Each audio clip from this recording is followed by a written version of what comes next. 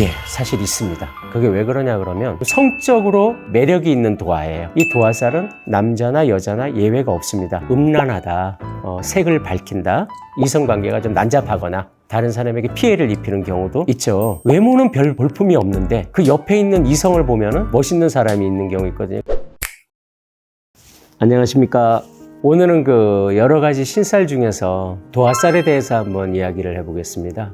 도화살이라 그러면 그 예전에는 이 색정살이라 그래서 음란하다, 색을 밝힌다, 이런 쪽으로 많이 편파적으로 생각을 했던 경향이 없지 않아 있죠. 물론 뭐 요즘에는 도화살에 대한 인식이 많이 달라졌습니다.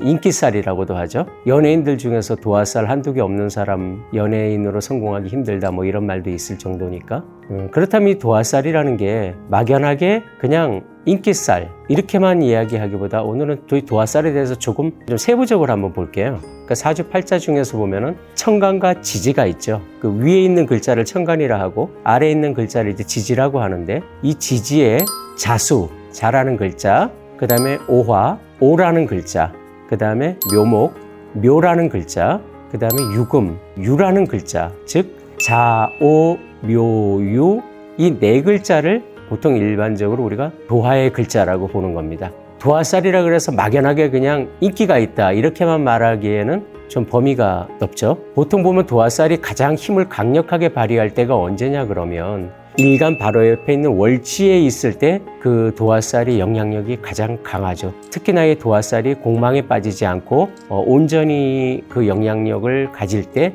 보통 이 도화의 힘이 세다고 볼 수 있죠. 또 이 도화를 힘을 또 보태주는 거는 천간에 똑같은 오행에 있는 글자가 투출됐을 때, 투간됐다라고도 하는데 보통 위에 있을 때, 예를 들어서 자수 같은 경우에는 임수라든가 아니면 개수라든가 이런 게 천간에 있을 때 도화의 영향은 더 강해집니다. 자, 그럼 한번 글자별로 한번 구분을 해서 보겠습니다.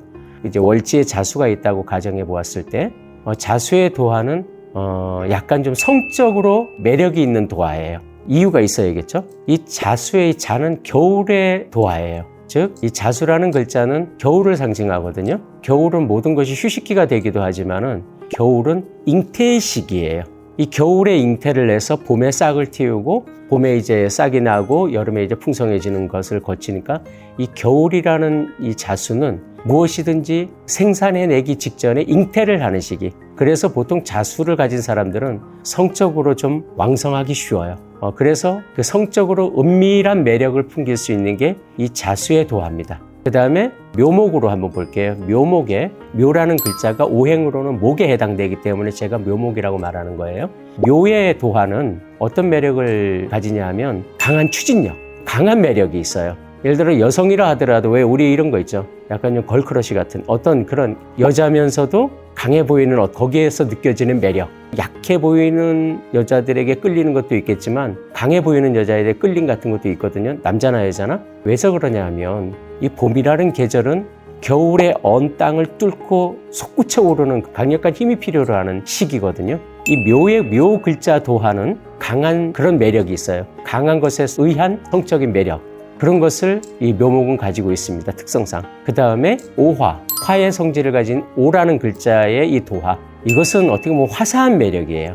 계절별로 보면 여름에 해당되는 도화인데 우리가 사람들 보다 보면 그런 거 있죠. 왠지 화사한 매력이 있는 사람들. 그러니까 화사함에 끌리는 거예요. 그 사람의. 그것이 이 오화에 가진 도화의 매력입니다. 마지막으로 유금도화, 유의 도화. 이 유의 도화는 좀 세련된 매력이 있어요.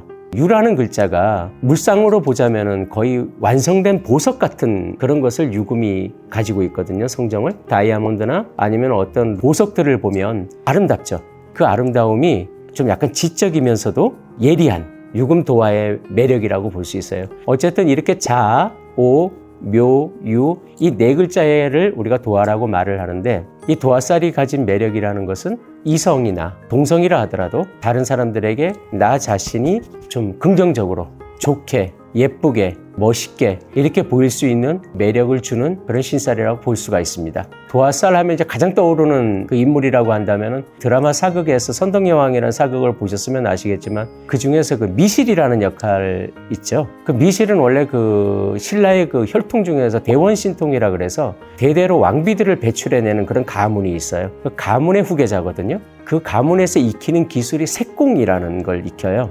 이성적으로 성적인 매력 그런 것을 통해서 이제 왕비가 되는. 근데 색공은 기본을 뭘로 하냐 그러면 어렸을 때부터 이 복숭아 꽃잎에서 추출한 향을 가공을 했는지 그래서 그 물로 목욕을 계속했다 그래요. 그 살냄새가 아예 그 복숭아 향이 났다고 합니다. 그것이 남성들에게 굉장히 많은 어필을 또 했다는 거죠. 아예 그냥 몸에서 나오는 그 살냄새가 도화향이, 복숭아꽃 향이 났다고 합니다. 조선시대로 넘어오면은 그 대표적으로 그 도화살을 이야기할 때 빼놓을 수 없는 사람이 바로 그 황진이. 그 황진이라는 기녀가 또 몸에서 도화향이 났었다고 해요. 그래서 이 도화살이라는 것이 결과적으로 보면은 이성이든 동성이든 다른 사람에게 나 자신이 좋게 보이고 성적으로 매력 있어 보이고 지적으로 보이고 아름답게 보이고 이럴 수 있는 매력을 상징하는 살이라고 보고 이 도화살은 남자나 여자나 예외가 없습니다. 남성들도 도화살을 가진 사람들은 이유를 분명히 댈 수는 없어도 괜한 매력을 주는 그런 신살이기도 합니다. 좋은 장점을 가지고 있죠. 도화살이 부정적으로 쓰일 경우는 어떨 때냐 그러면 도화살이 지나칠 때 이 도화살이 지나치거나 도화살이 탁했을 때는 지나친 색정으로 흐르기가 쉬워요. 그러니까 내가 가진 어떤 성적인 매력이나 이걸 가지고 그냥 나 자신의 생활을 풍요롭게 하고 나 자신이 멋진 삶을 살기 위한 그런 걸로 활용만 하면 좋은데 그게 아니라 이성관계가 좀 난잡하거나 다른 사람에게 피해를 입히는 경우도 있죠. 도화살은 긍정적인 측면으로 보자면 다른 사람에게 나 자신이 좋게 어필하는 장점을 가지고 있고 부정적인 면으로 보자면 그 도화살이 지나치거나 탁하거나 그랬을 때는 가족들에게도 피해를 입힐 수 있고 다른 사람에게도 피해를 입힐 수 있는 그런 신살을 도화살이라고 보면은 무리가 없을 것 같습니다. 도화살을 가진 분들은 좋은 사주를 가지고 있다고 보시면 좋습니다. 사주에 도화살이 있으면 외모적으로는 좀 티가 나는 게 있을까요? 아니요. 외모적으로 티가 나는 경우가 분명히 있기도 하겠지만은 왜 가끔 보면 그런 경우 있어요. 외모는 별 볼품이 없는데 그 옆에 있는 이성을 보면은 멋있는 사람이 있는 경우 있거든요. 남자는 참 볼품은 없는데 그 애인을 보면 애인이 너무 아름다운 애인을 얻을 수도 있거든요. 도화살을 가지고 있는 사람들은 생긴 것과는 관계없이 왠지 그 해당되는 은밀한 매력은 계속해서 이성에게 주는 겁니다. 물론 도화살이 있는 사람들이 외모적으로도 더 가꾸거나 그렇기 때문에 예쁘거나 아름답거나 멋있을 수는 있지만은 그렇지 않다 하더라도 외모와는 상관없이 도화살을 가진 사람들은 그 나름의 어필할 수 있는 매력은 충분히 가지고 있습니다. 젊은 사람들 중에 사주를 보다가 도화살이 보였어요. 그러면 어떤 직업을 추천해 주시곤 하세요? 도화살이 예쁘게 만들어져 있는 사주 같은 경우 이 도화살을 잘 활용하면 그 사람 인생이 좀 더 괜찮겠다고 이야기할 때는 대인관계를 맺는 거나 나 자신을 표현할 수 있는 직업 연예인 같은 경우가 대표적인 거죠. 사실은 꼭 연예인이 아니라더라도 무슨 영업활동을 하는 사람도 괜찮고 뭐 장사를 하는 사람도 괜찮을 수 있고 대외적으로 사람들을 만나는 그런 직종 같은 경우에는 이 도화살을 가진 사람들은 없는 사람들보다 일단은 기본적인 점수를 가지고 가요. 가끔 사람을 만나다 보면 왠지 그 사람에게 특별하게 내가 뭐 받은 것도 없고 무슨 어떤 이야기 나누는 것도 없는데 괜히 끌리는 사람이 있어요. 그런 매력을 줄 수 있는 게 도화살이니까 그런 직업을 갖는다고 한다면 그쪽은 좀 능력은 키워주라고 이야기를 하고 싶습니다. 그리고 이 도화살하고 비슷한 성향을 가진 살 중에 이제 홍염살이라고 이야기를 하는 게 있죠. 홍염살과 도화살을 구분해서 막 이야기하는 것은 큰 의미는 없어요. 홍염살보다는 사실은 이 도화살이 강력하죠. 그렇기 때문에 그냥 홍염살은 도화살에 못 미친다고 보시면 됩니다. 도화가 더 중요하게 취급되는 신살이라고 보시면 될 것 같습니다. 그러면 도화살이 많은 배우자의 경우 바람이 날 확률이 높을 수 있을까요? 예, 사실 있습니다. 그게 왜 그러냐 그러면 이 사주명리에서는 다자무자라는 말이 있어요. 지금 무슨 뜻이냐면 많은 것은 없는 것이다 라고 이야기를 하는 경우가 있어요. 오히려 그 글자가 많다라는 얘기는 그 글자가 없는 것과 마찬가지다라고 해석을 하는 그게 이제 다자무자의 원칙 같은 건데 그거는 저는 개인적으로 인정하지 않습니다. 많은 건 많은 거예요, 그냥. 그 성적인 매력이 많을수록 유혹이 많겠죠, 아무래도. 유혹이 많으면은 아주 성인군자가 아닌 다음에는 유혹에 넘어갈 소지가 더 많죠. 확률이 더 높은 겁니다. 이성으로부터 내가 대시를 받거나 아니면 이성으로부터 호감을 줄 수 있는 그런 확률이 더 높아지니까.